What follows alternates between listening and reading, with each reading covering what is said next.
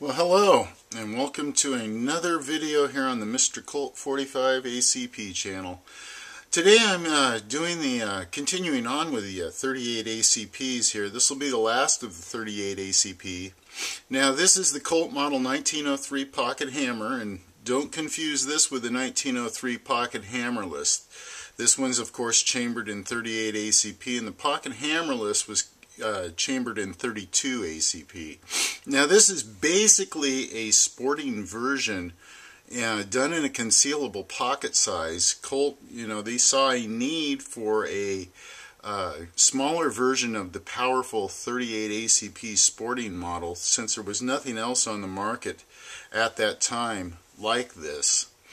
And Colt already had all the tooling in place for the sporting model, so this was just a natural fit in the Colt lineup.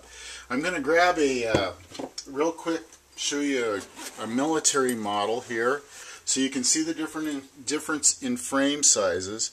Now, I don't have a sporting at my disposal at the moment, but you would see if I had one that the frame still has the exact same round shape. The only thing is it's just cut off at a 4.5-inch barrel, so it's much smaller.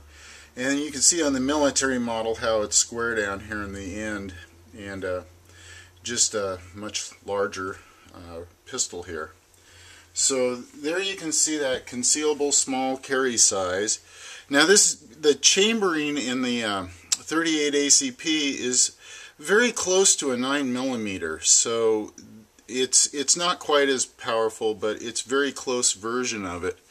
But anyway, shipping ledgers refer to this model as the 38 Auto PM, and there was approximately 31,250 of these produced from December of 03 through December of 1927, and they were, of course, erratic shipping during World War I. And there was a burst of sales of these right after World War I, and that was probably due to back orders for these, and then the sales virtually disappeared because it was, of course, obsolete design by then with the 1911. Now, these shipped up until 1929. Colt used the remaining inventory. Even though they ceased production in 1927, they still had parts lying around, and as I've mentioned in prior videos, Colts did not want to take and waste any parts, and as I've said before, who can blame them? It's money out the door if you throw those away. Now, approximately 900 of these went to London, and there was very little use by military. In fact, there were no military contracts for these. If they did end up in the hand of military, it was through a secondary market. Now, this was still, even though there was 31,000 of these produced, this was still considered a limited production pistol because they were dwarfed by the sales of the popular lineup of the 25, the 32, and the 380 hammerless models. Now, those had, they were a little bit cheaper, and that was part of the contributing factor. Plus, those have a safety on them. And we'll get into those here in another week or two, and then I'll show you those. Now, the basics of these is it's a 31-ounce pistol here. It's 7 1/4 inches in overall length. It has a 4.5-inch barrel, and it holds 7 rounds of the 38 ACP.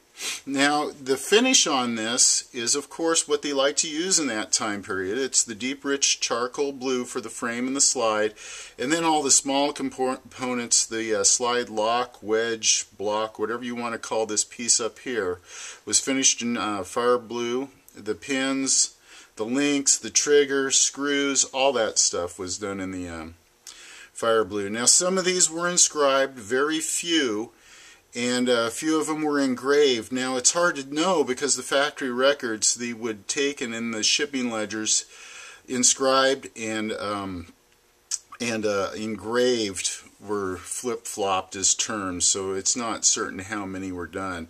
Now, the slide markings on these changed a few times throughout the years. This has the Colt with the circle around it. Now, that was removed the circle was in 1913, and the size of the logo increased here in early 1921. And then the serrations, you can see here we have the 19 sawtooth serrations, and here we have the plunge milled serrations that you see on the sporting models and on the 1900s. And as of course I've mentioned in other videos, these are extremely difficult to consistently get a good grip on. Sometimes as you pull the slide back to rack your round, you would slip in the motion because you just, after handling these, you know, it's really hard. So these sawtooth serrations came in 1906, and that was the same point in time that we saw Browning's patent in quotes removed from the slide. Now moving right along, I'm going to go ahead and talk about the hammers. It's really easy to distinguish the early models from the later models. As you can see here, I've got the low spur hammer on this later model with the sawtooth serrations, and here's the round hammer on the early model with the plunge milled serrations. Now these early ones had the round hammers right up till 1908, and then that changed. Now another interesting note about these round hammers, and I don't know if you're going to be able to see it very well in this, but these are all, of course, hand done, very labor intensive. And then the early low spur hammers, and this happens to be an example of one, and I can tell because it's not stamped. The stamped ones, you can see the checkering carries all the way over to the edge of the hammer, and this one has an outline in it. And in fact, you won't be able to see it on camera. It's a little offset on here, so it must have been done on a Friday afternoon. Anyway, these are all case hardened, and that's pretty much it with the hammers. The round and the low spur was all there were on these. Let's see, now the sights. We'll go into the sights real quick. These have the standard half moon sight on it, with a taper, of course, when you look at it from head on. And then this changed a little bit later on in production. It became just a perpendicular, straight up and down sight. Now the rear sights, there were no, I might mention too, there were no special order sights on these noted in the factory ledgers. Now the rear sights, of course, is just the standard rear sight dovetailed into the slide. And that's pretty much it for the sights on these. The grips are the molded hard rubber standard grip that we see for that time period. Now there were some of these, because I might mention too that they had been changed away from the wooden ones that were on the 1900, and pretty much all these that shipped were this black hard rubber. There were a few in pearl and ivory, carved in pearl, carved in ivory. The second most popular noted in the shipping records were the wood checked grips and just plain old wood grips. Now moving on with this, in the grips you'll see on some of the special order pearl and some of the special order ivory, you'll see medallions.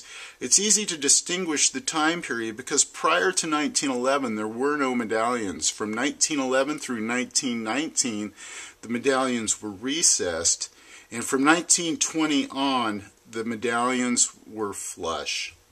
Now on these, the magazines are always blued. There were no nickel magazines, and although some will still have the patent date on the bottom of the magazine that says the September 9th, 1884 patent, which was of course the nickel plated ones that we see in the early 1900 editions.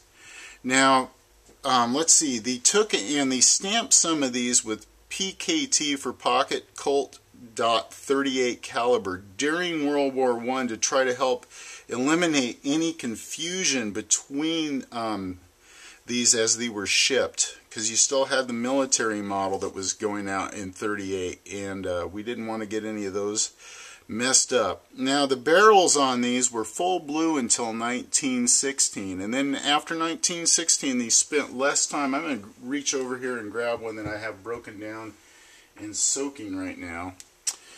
So you can see this one here. You can see the barrel on this one is still full blued, so this is an earlier one, and looks pretty good. Nice.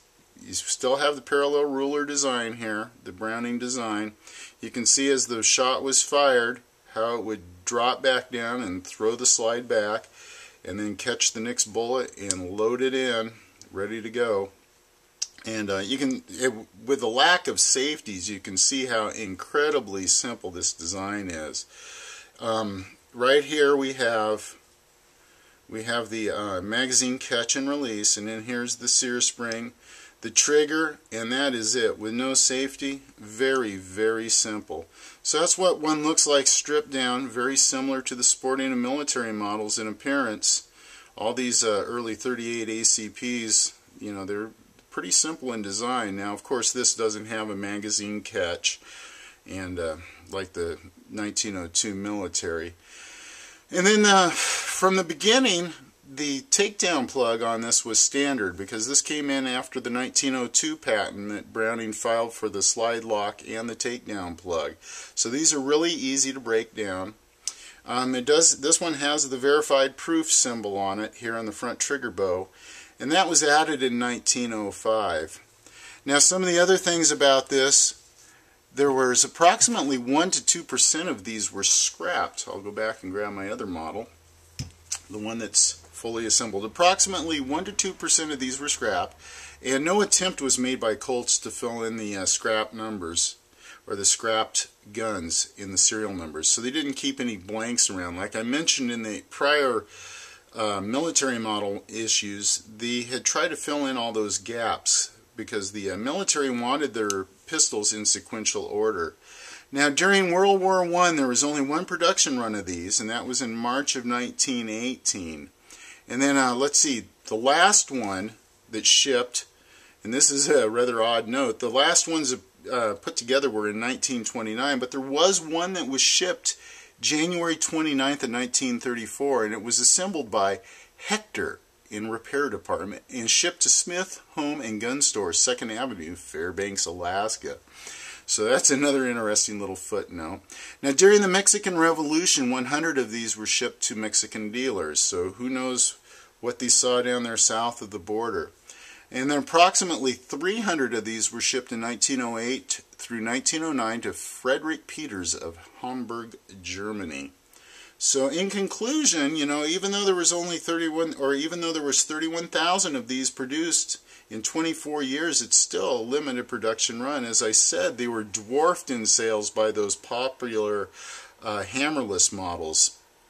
And then this was, of course, it probably hung on in the last few years because Colt already had all the tooling in place. You know, it was still easy to make them. And once in 1929, when the 38 Super was introduced, that was the bitter end for this pistol.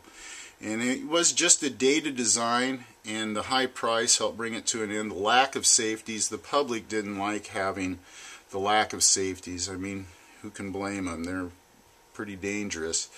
This will be the most popular of the 38 ACPs that you'll find at gun shows. There's a high survival rate amongst the later editions of this, and that's pretty much it for this 1903 pocket hammer. And I hope you enjoyed this video. I'll be moving on to some other models here in the next week or two.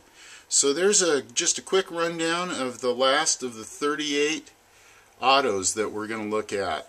So there you go. Thanks for watching, and thank you to everybody that subscribed to the channel. I really appreciate it, and I appreciate the support from the fellow YouTubers out there that have been recommending my channel. It's really nice to see. Thank you very much, and have a good day.